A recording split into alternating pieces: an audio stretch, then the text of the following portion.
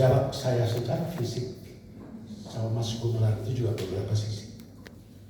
Tapi karena saya belum mendapatkan restu, kan gitu, maka terjadi jarak budaya antara kita berempat itu dengan FTG. 50 tahun itu jarak budaya. Itu satu. Seharusnya logikanya ketika Rendra menuliskan sesuatu gagasan, yang gagasan itu ditampung dalam jadi sebuah pemikiran dia yang ramai juga ketika itu di tim. Jadi ketika Rendra mengatakan mempertimbangkan tradisi, lalu Arifin Senok pada saat itu melakukan eksplorasi, menggali seorang kasih, kemudian membuat kapai-kapai, kemudian membuat yang lain-lain. Kemudian ada seorang Ali Sahab yang juga melakukan eksplorasi terhadap Betawi. Kemudian ada yang namanya SM Erdan yang mengulik sedemikian rupa. Jadi sebuah karya itu judulnya Penyai Dasima. Kemudian seorang Sumanjaya melakukan eksplorasi. Jadi sebuah novel yang ditulis oleh yaitu Aman Datuk Mojoido, seorang Minang yang lama sekali tinggal di Bali Matraman, kemudian menulis sebuah buku itu judulnya Sidul Anak Betawi. Sesudah itu muncul dan berkembang lagi ada seorang Nawi Ismail, dia orang Betawi, kemudian tinggal di kampung Bali, melakukan eksplorasi sisi lain dari yang dilihat oleh Sumanjaya, yang dilihat juga oleh Ali Sahab. Yang dilihat oleh Nabi Ismail itu adalah itu Betawi yang ada pada wilayah lain yang memiliki sentuhan dengan nilai-nilai lain. Jadi saya ambil satu contoh, itu misalnya, jadi Nabi Ismail itu fokus kepada jadi sesuatu yang masa itu kita sebutnya sebagai Betawi orang. Gitu. Kemudian berkembang. Muncullah seorang Benyamin S. yang memperlakukan tradisi tanpa jarak, melakukan dialektika imajinasi yang sangat menarik melalui suatu proses kreatif, lalu bekerja sama dengan seorang Titi Hamzah, maka lahirlah lagu yang sangat kita hafal. Lagu itu Ondel-Ondel. Nyok, kita nonton Ondel-Ondel. Lagu itu liriknya dan musiknya ditulis oleh Titi Hamzah, akan tetapi sangat hidup ketika itu dimunculkan oleh seorang Benyamin S. Lalu Benyamin S melakukan satu proses dialektika juga, karena dia melakukan proses kreatif sama Mas Joko, itu membuat berbagai macam lagu yang dihubungkan dengan jazz, yang dihubungkan dengan rock, yang dihubungkan dengan blues dan sebagainya. Akan tetapi Benyamin S itu menyadari betul pasar, menyadari betul nilai ekonomi. Karena pada saat itu dia sudah masuk ke dalam dunia rekaman, jadi dunia recording harus berinteraksi. Jadi bukan cuma kata-kata dan nada, akan tetapi nada dan kata-kata itu harus juga diterjemahkan menjadi angka-angka. Maka masuklah dia mengangkat sesuatu yang ada di sebelah ujung barat Jakarta, itu namanya gambang krong, yang sangat dipengaruhi oleh kebudayaan Cina. Kemudian bergerak ke sini lagi, dia menggali keroncong yang sangat dipengaruhi oleh Spanyol, yang sangat dipengaruhi oleh Portugis. Kemudian dia bergerak lagi ke sebelah kiri, ke wilayahnya dia, Marunda, ke wilayahnya Soed Mahmud, yang pada masa itu menjadi tempat buangan yang orang-orang Eropa, orang-orang Arya, sehingga kita mengenal itu namanya, jadi namanya Tanjidor. Kemudian bergerak naik jadi ke arah selatan, lalu berinteraksi itu dengan yang namanya topeng Banjet, lalu topeng Cirebon, lalu topeng Losari, kemudian topeng Indramayu. Kemudian kita mengenal yang namanya Panji di satu sisi, kemudian di sisi yang lain Jadi ada 5 karakter topeng yang kemudian membentuk itu, lalu berinteraksilah seorang S. Barkah mengawinkan itu dengan sebuah konsep teater arena, sehingga menjadi sesuatu yang kita kenal sebagai, coba saya bantu saya apa? Blantek. Itu blantek. Ya, S. Barkah membuat blantek, ada lampu cempor, gitu. Ada lampu cempor, kemudian konsepnya seperti teater. Jadi teater arena dan sebagainya. Menggunakan pola-pola dialog yang itu berbeda sekali. Jadi dengan para panjat yang ada di sebelah selatan lagi, yang kemudian turun-menurun ke melahirkan Anen, melahirkan yang paling akhir adalah Mandra. Nah, kemudian kita kenal sebagai Cijantu. Jadi sebuah teater tradisional tanpa naskah, lalu dialog, mengikuti alur, dan menurut saya itu orang-orang cerdas. Karena dia bisa menghafal itu kan, lalu dia ulang itu berhari-hari. Akan tetapi ketika dia bergerak lagi ke selatan itu menjadi Lenong, nilainya kemudian menjadi berbeda lagi, karena dia berinteraksi dengan yang namanya tonil, dia berinteraksi dengan sandiwara, lalu berinteraksi lagi sama bangsawan. Kemudian lalu di tengah-tengah ada apa?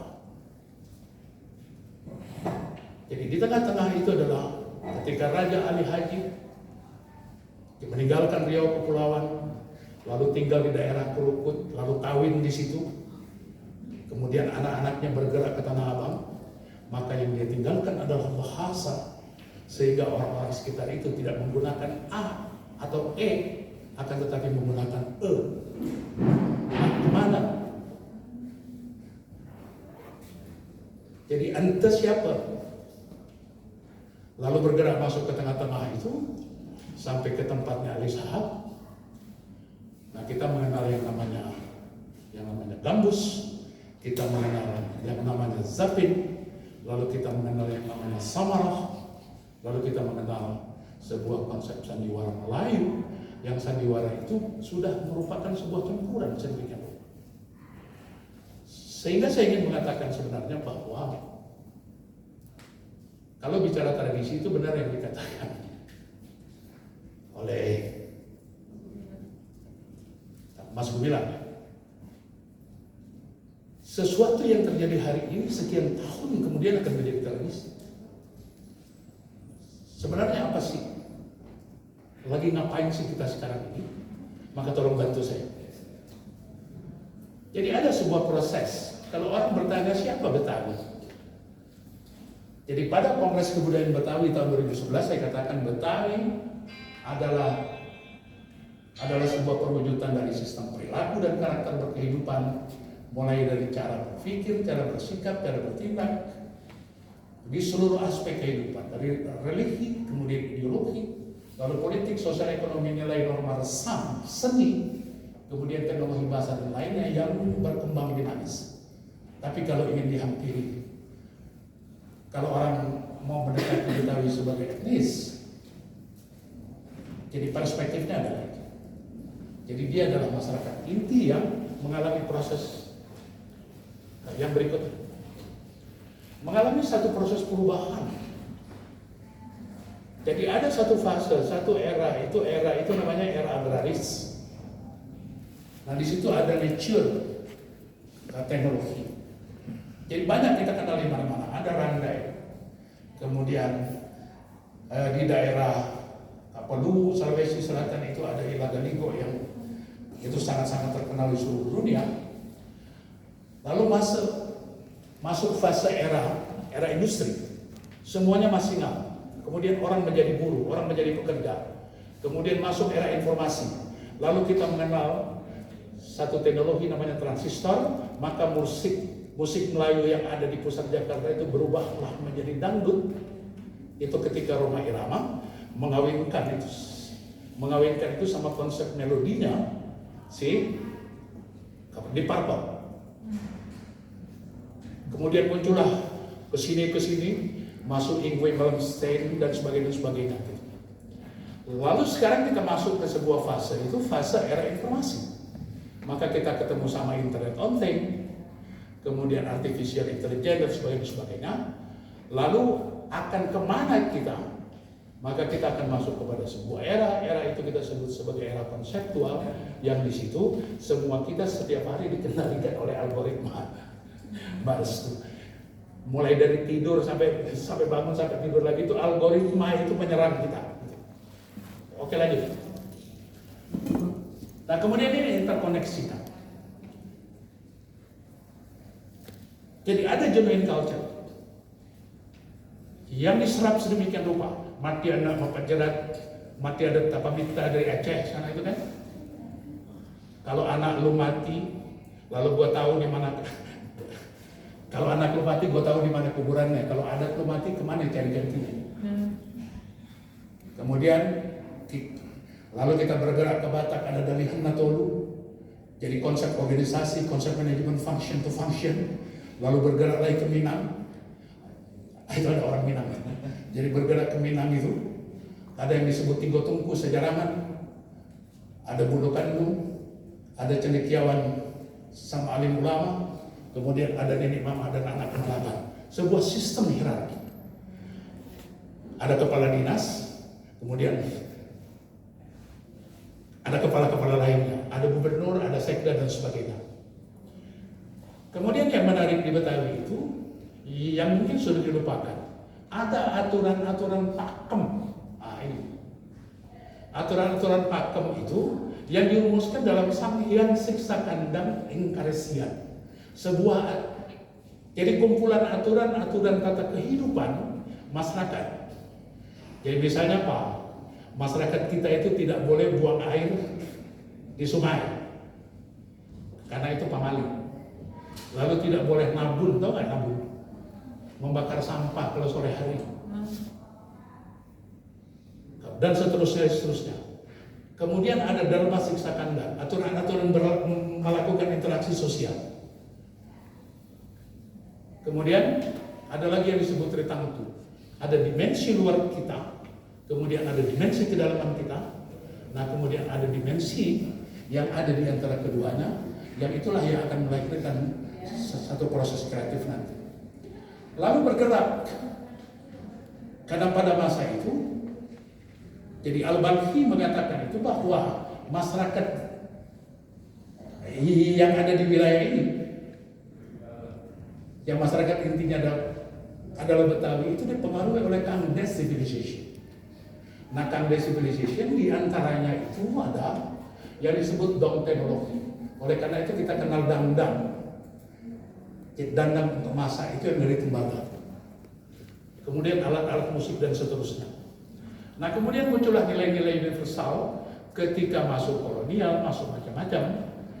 Itu ada sistem religi, Islam masuk, Hindu masuk, Buddha masuk, kemudian Nasrani masuk, gitu kan?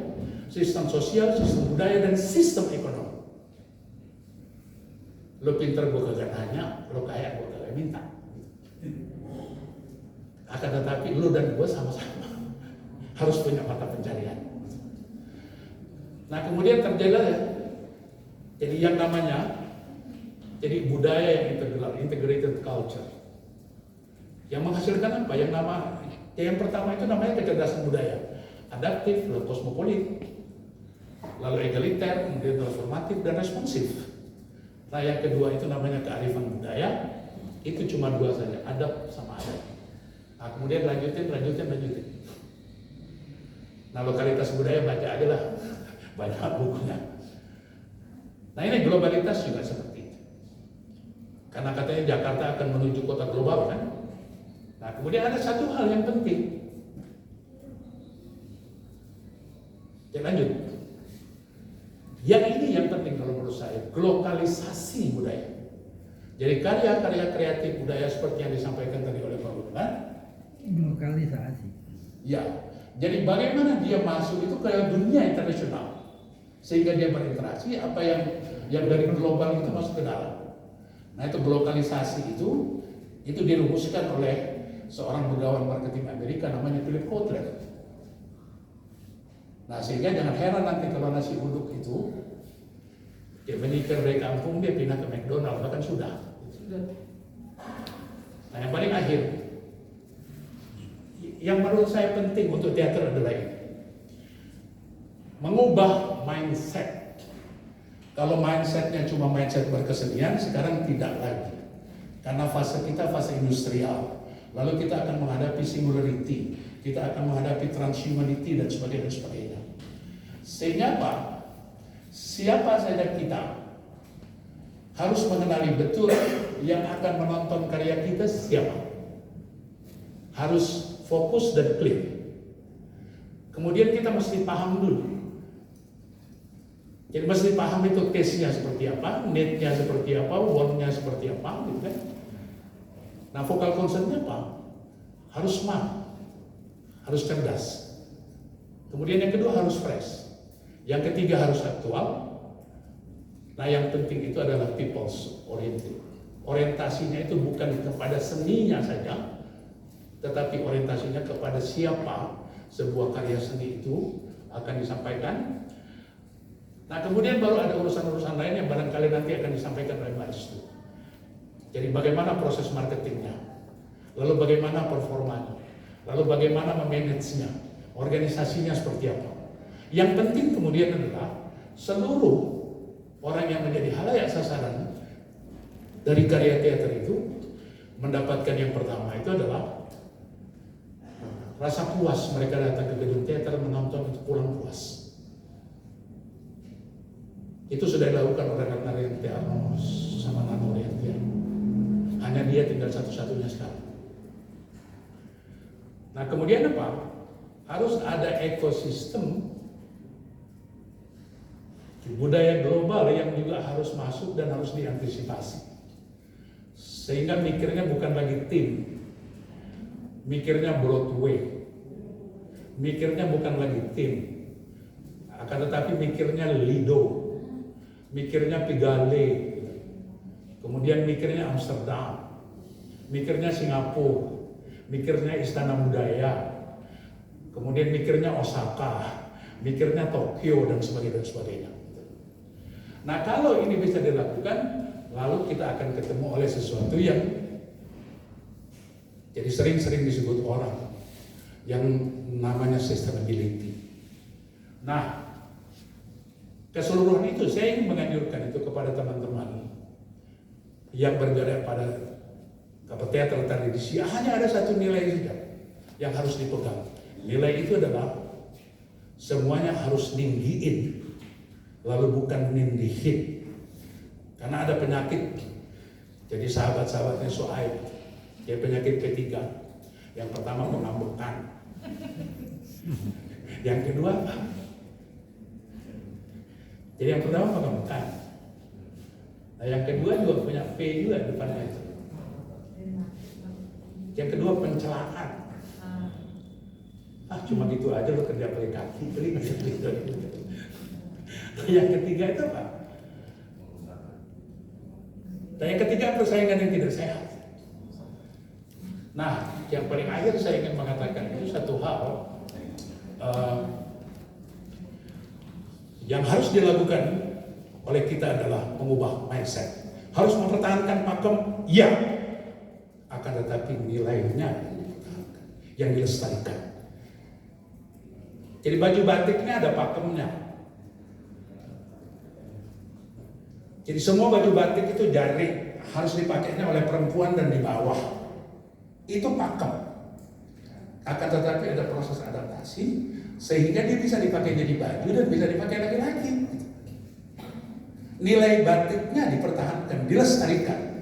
Akan tetapi orientasi memberikan nilai tambah atas batik melalui proses industri itu yang dikembangkan. Yang dibina siapa? Yang dibina manusianya. Mulai dari desainernya, kemudian lalu para pembatiknya, lalu pemilik pabriknya, kemudian yang ketiga dari aspek bisnisnya. Nah sehingga ini, jadi inilah yang harus dilakukan oleh mereka yang bergerak pada tradisi Betawi itu. Jadi yang pertama memahami yang namanya Trimatra. Jadi Trimatra itu nista, madya, utama. Lo begitu-begitu aja, maka lo nista. Gitu. Di bahasa lainnya, jadi pernah dipakai oleh Ali Sadikin dulu itu ketika meminta Wahyu Siombing, kemudian Jaya Kusuma dan Sumantri melakukan proses perubahan Lenong menjadi seperti yang kita lihat sekarang.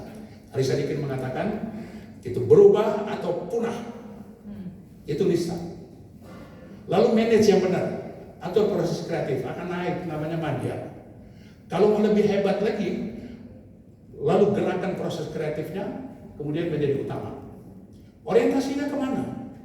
Orientasinya wasis, jadi cerdas. Kemudian yang kedua waras, ya waras itu sehat. Kemudian yang ketiga warak, sehingga nilai ekonominya itu menjadi sangat penting. Nah kemudian driving forces-nya itulah banyak.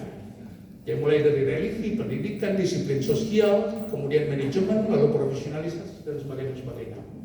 Nah yang lebih penting itu adalah mengembangkan imajinasi, lalu kreativitas, inovasi, sama invensi. Nah di sini proses dan eksekusi kreatif menjadi penting. Nah kadangkala itu kita proses kreatifnya luar biasa, akan tetapi eksekusi kreatifnya babak belur. Apa contohnya? Wayang orang Barata masih hidup sampai sekarang. Akan tetapi Sri Mulat selesai. Nah ketika saya memimpin jadi operasi televisi, jadi mulai dari program, produksi, kemudian lalu marketing, lalu teknologi segala macam. Untuk kaum Betawi saya sama Ali Shahab itu bikin yang namanya pepesan kosong. Ini segmented untuk masyarakat ini. Yang agak meningkat, saya sama di Indonesia itu membuat Mat Amin. Lalu sama Rano Karno kita bikin Sidul Anak Sekolahan. Sama Ida Farida itu kita bikin Abu Was-Was. Jadi levelingnya jelas. Orientasinya kepada pasar. Kemudian yang Jawa itu saya bikin Kedasi. Kemudian saya bikin Tujumpa Abu Belalang untuk Melayunya. Kemudian jadi saya bikin lagi Daeng Tekne, karena waktu itu kita bangun pemancar di Bili-Bili di Sulawesi. Keseluruhannya itu nanti akan menghasilkan yang namanya brand. Jadi brand tradisinya mau seperti apa, kemudian image-nya seperti apa, lalu barulah masuk kepada penetrasi global, lalu mengalir juga kita melalui yang namanya berlokalisasi. Kata kuncinya adalah kompetitif, kemudian unggul, keunggulan itu harus unik. Ada nasihat kecil, nasihat ini dari abad ke-14. Sumega bulan, kadi bulan 14 nadeg kayu udah karaton Nabi Sulaiman nadeg karep siap nadeg tukang hayang nadeg gigir belencik maka siap kena bentuk maka asih kena pipi awaking ratu asian mau sedadat kabe asih awaking.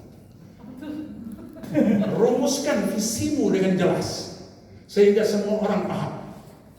Lalu capai dan wujudkan visi itu melalui mission yang orientasinya kepada 3 hal. Kepada kecerdasan, kepada kesadaran rohania, lalu yang wilayah paling gede ini Kampung Tengah, namanya ekonomi, gitu. Modelnya ke bawah juga boleh, tapi sehat maksudnya. Ya.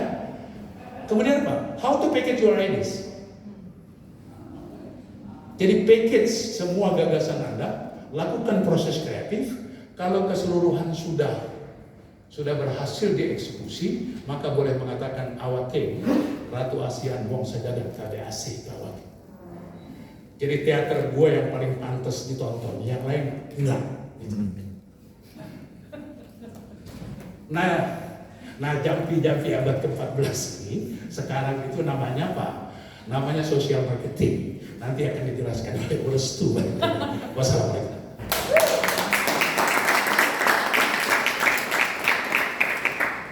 Terima kasih.